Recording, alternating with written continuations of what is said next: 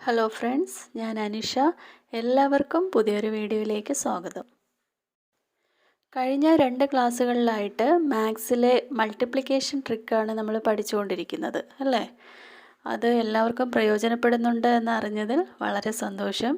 ഇനിയും ആ വീഡിയോ കാണാത്തവരുണ്ടെങ്കിൽ ആ വീഡിയോയുടെ ലിങ്ക് ഞാൻ ഡിസ്ക്രിപ്ഷനിൽ കൊടുത്തിട്ടുണ്ട്.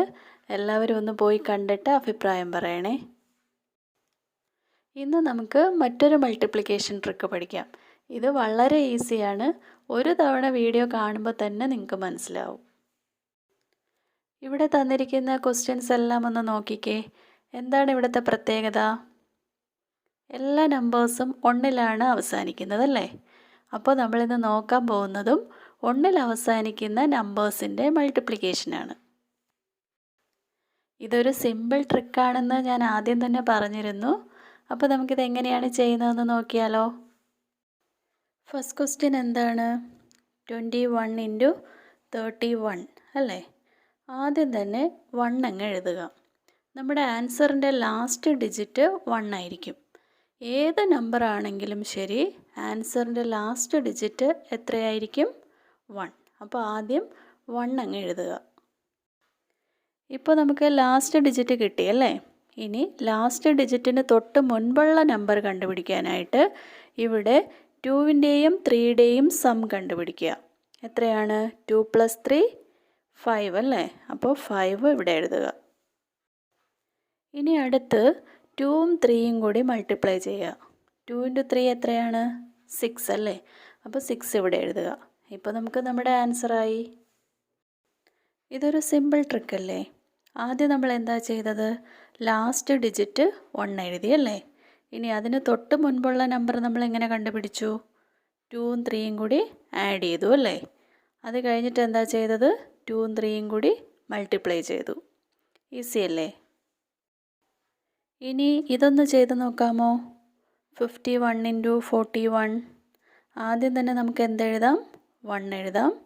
ലാസ്റ്റ് ഡിജിറ്റ് കിട്ടി. ഇനി 5 + 4 അല്ലേ?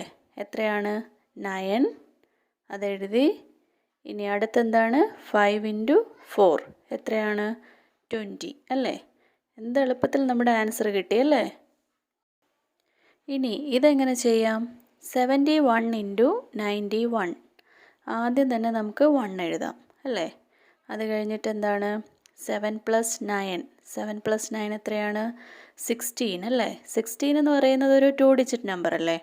അപ്പോൾ നമ്മൾ 6 മാത്രം എഴുതുക, 1 ബാലൻസ്. ഇനി 7 ഇൻറ്റു 9 എത്രയാണ്? 63 അല്ലേ?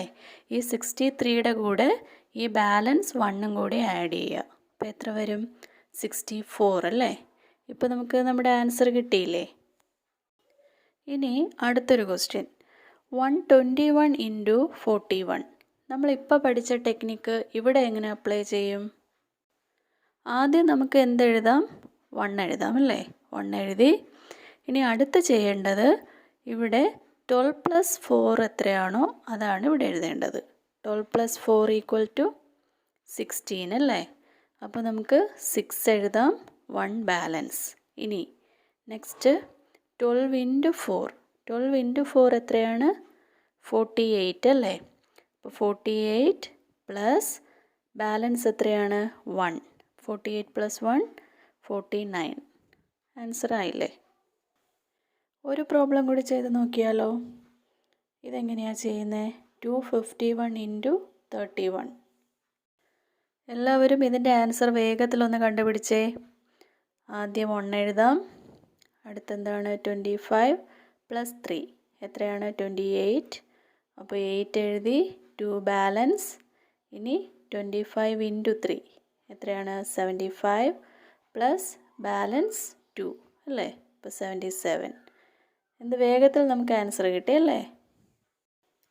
എക്സാമിന് വേണ്ടി പ്രിപ്പയർ ചെയ്യുന്നവർ ഈ വീഡിയോ കണ്ടാൽ മാത്രം പോരാ, ഇതൊന്ന് പ്രാക്ടീസ് ചെയ്ത് നോക്കണം കേട്ടോ. അപ്പോൾ നിങ്ങൾക്ക് വളരെ വേഗത്തിൽ ആൻസർ കണ്ടുപിടിക്കാനാകും. ഇന്നത്തെ വീഡിയോ എല്ലാവർക്കും പ്രയോജനപ്പെട്ടു എന്ന് കരുതുന്നു. അപ്പോൾ അടുത്തൊരു വീഡിയോയുമായി വീണ്ടും കാണാം.